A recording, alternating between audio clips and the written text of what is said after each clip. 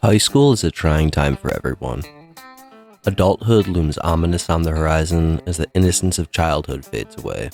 As the responsibilities of the real world begin to rear their ugly heads, notions of this new reality begin to set in. But these notions often fall by the wayside. Thoughts of the future are a fleeting concern as the hormones of adolescence course through one's veins. The future is important in a vague sense of the word. There is something more important in the minds of high school seniors, particularly those of the male variety: getting laid. American Pie follows four such seniors as they close out their high school experience. Jim Levinstein is your run-of-the-mill dweeb. He isn't a geek, but he isn't a cool kid either. His place in the high school social hierarchy is squarely in the middle. He has a close-knit group of friends, but is unquestionably an awkward kid, particularly when it comes to the fairer sex. Chris Ostreicher, known to most simply as Oz, is a jock that styles himself initially as a suave ladies' man, spouting such pickup lines as, "Suck me, beautiful." Very early in the film, he is disabused of these notions after a frank conversation with a college girl. This sagacious co-ed laughs at the ridiculousness of his attempted seduction and offers words of wisdom. Pay attention to a girl.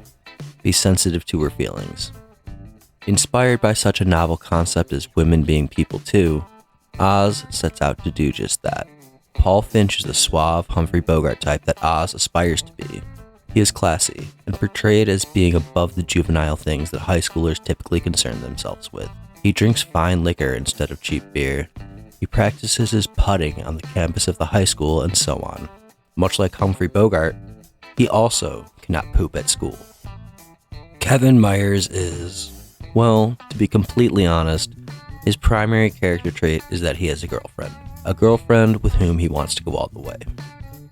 All four of these characters are wildly different, each representing, to one degree or another, varying archetypes found in any given high school. The one thing that they all have in common is that they are all virgins, and would very much like to not be. So they make a pact to lose said virginity by the end of prom night, and begin their respective college careers as certified sex havers. All while being harangued by one Steve Stifler, a stereotypical alpha male loser. As the primary protagonist, Mr. Levinstein's sexual escapades get the most runtime, so it seems like a good a place as any to begin. To be brief, his attempts at copulation are very bad, and essentially amount to non-consensually broadcasting a foreign exchange student as she changes in his bedroom.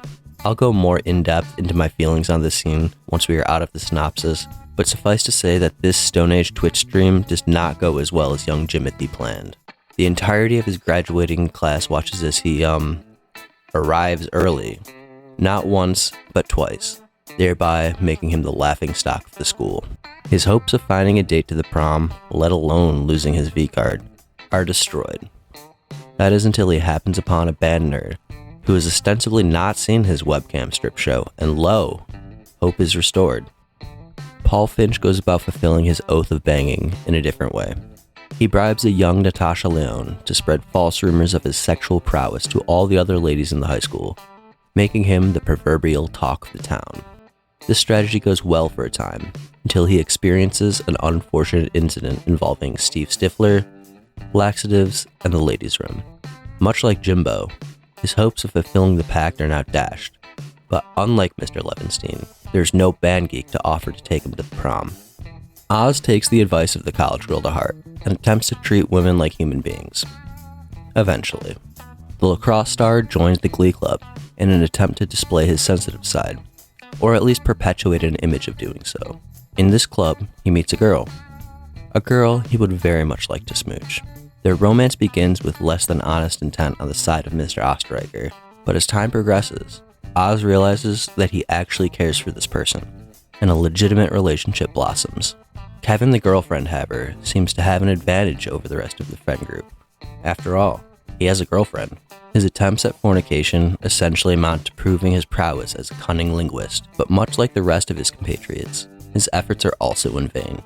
As the film climaxes, no pun intended, but in the context of American Pie, the word climax is assuredly a pun. We find our heroes at prom night, with none of them having fulfilled their oath. This changes after the dance, however, as each one loses their virginity in varying ways. The band geek hits it and quits it in her tryst with Jimothy. Finch sleeps with Stifler's mom. Oz goes all the way with his new girlfriend, and Kevin does the same with his longtime one. In one way or another, all of the characters accomplish what they set out to do and fulfill the pact they made with one another. There's a decent amount to say on how this film comments on gender dynamics, sexual dynamics, and romance in general. But before I get into all of that, I do want to touch on one aspect of the film that is less than integral to the overall narrative, and that is this man.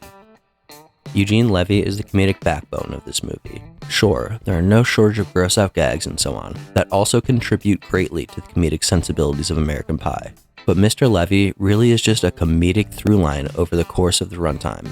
Every time this walking set of eyebrows is on the screen, laughs will assuredly follow. 10 out of 10, no notes. With that out of the way, I would now like to discuss the sexism, or perceived sexism, in American Pie, starting with the infamous Nadia scene.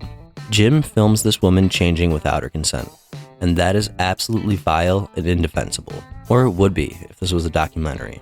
But this is a movie where the protagonist copulates with the pie. Sex is a core motif of the film, and the way this scene was written and shot allows the audience to suspend any outrage at the depravity of Jim's actions by viewing it not as a legitimate sequence that should be endorsed, but more as a parody of a porno in line with the motifs of the rest of the work. Again, filming anyone without their consent is bad. Don't do it. That being said, while this scene is kind of cringy, it does serve to reinforce the themes of the work, develop the characterization of the protagonist, and advance the plot. Furthermore, on the topic of sexism, American Pie does pass the Bechdel test. These two female characters talk to one another about orgasms. Moving on from gender dynamics to sexual dynamics, American Pie also explores the varying reasons why any given individual would want to engage in intercourse. Jimbo's encounter with the band geek depicts a one-night stand, something that is often looked down upon in society. Not only does it depict this style of sexual dynamic, but it also inverts the stereotypical roles. Instead of the man hitting and quitting the woman is a hitter-quitter in this case. And neither party is narratively admonished in the slightest. Finch bangs Stifler's mom, which is always a good reason to bang. Just ask your mom. Each and every one of you. I have banged all of your mothers, individually, sequentially, and simultaneously. Finally, American Pie examines the dynamics of romantic relationships at their varying stages, as evidenced by the arcs of Oz and Kevin. The relationship between Oz and Heather starts off superficial, but changes into something deeper than that.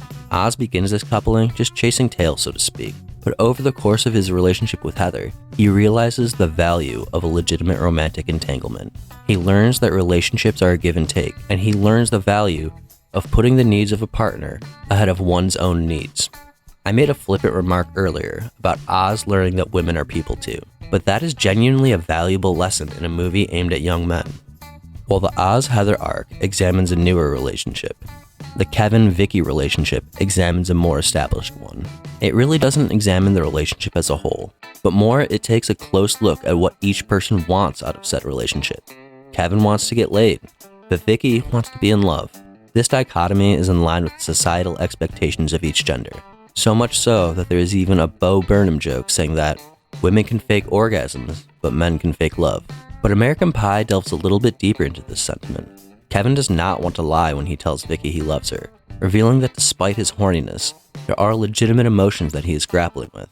What is even more interesting about this particular arc is that after all the buildup between the two throughout the course of the film, the sex is pretty underwhelming, at least from Vicky's perspective.